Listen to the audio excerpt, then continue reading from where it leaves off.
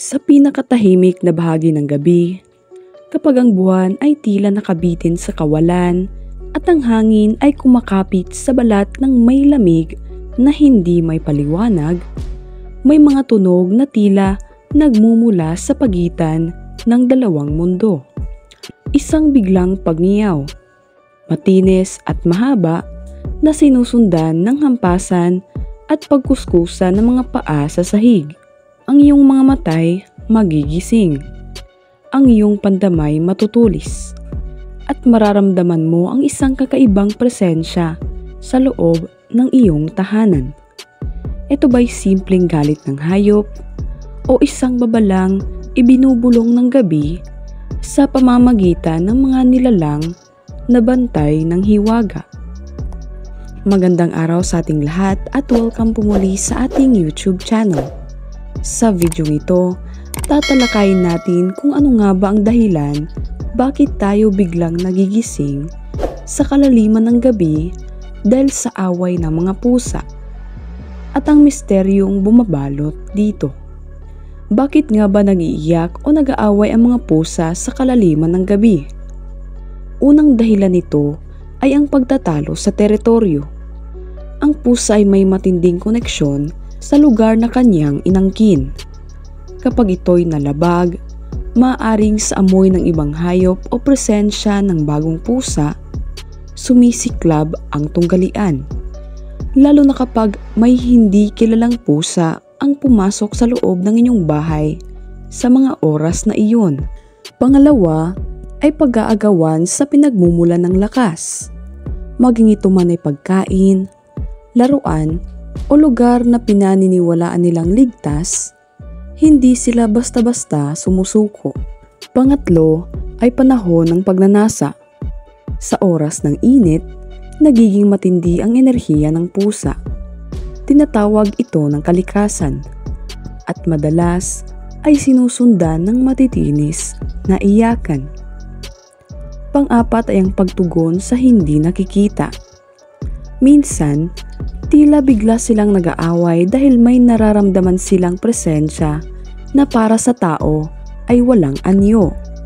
Katulad ng espiritu o mga negatibong enerhiya na umaaligid habang ikaw ay tulog. Dumako naman tayo sa pamahiin at espiritual na paniniwala. Ang ganitong eksena ay tinatahi ng iba't ibang paniniwala at alamat sa bawat sulok ng bansa. Sa Batangas at Ilocos, ang pusang nag-aaway sa loob ng bahay sa hating gabi ay pahiwatig ng paparating na balita. Madalas ay hindi inaasahan at kadalasan ay magdudulot ng pag-aalala o kagyat na desisyon. Sinasabing bawat sigaw ng pusa ay katumbas ng katok sa pinto ng kapalaran.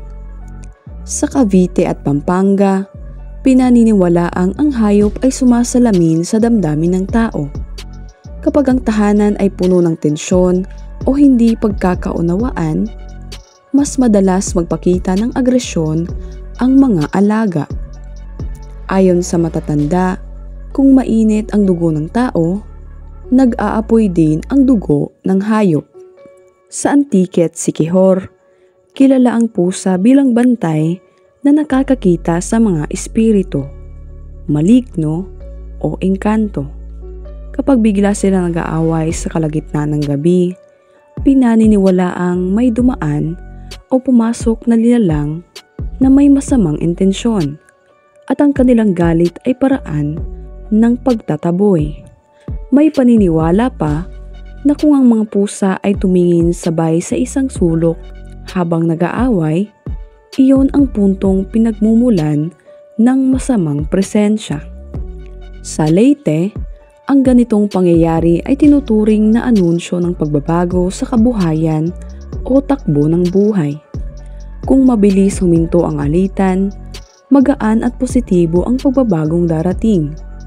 Ngunit kung ito'y tumagal, pinaniniwalaang mabigat at puno ng pagsubok ang kasunod. Sa Quezon at Bohol, may mga nagsasabing kung mahaba at parang may himig ang huni ng pusa habang nag-aaway, ito ay paraan ng mga ninunong yumao upang magpaalala. Maaring may nalimutan kang pangako, responsibilidad o ritual na dapat isagawa.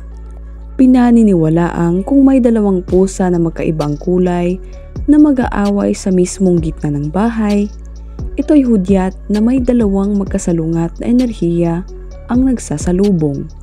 Maaari itong maging swerte o malas, depende sa kung sino ang nanaig sa away.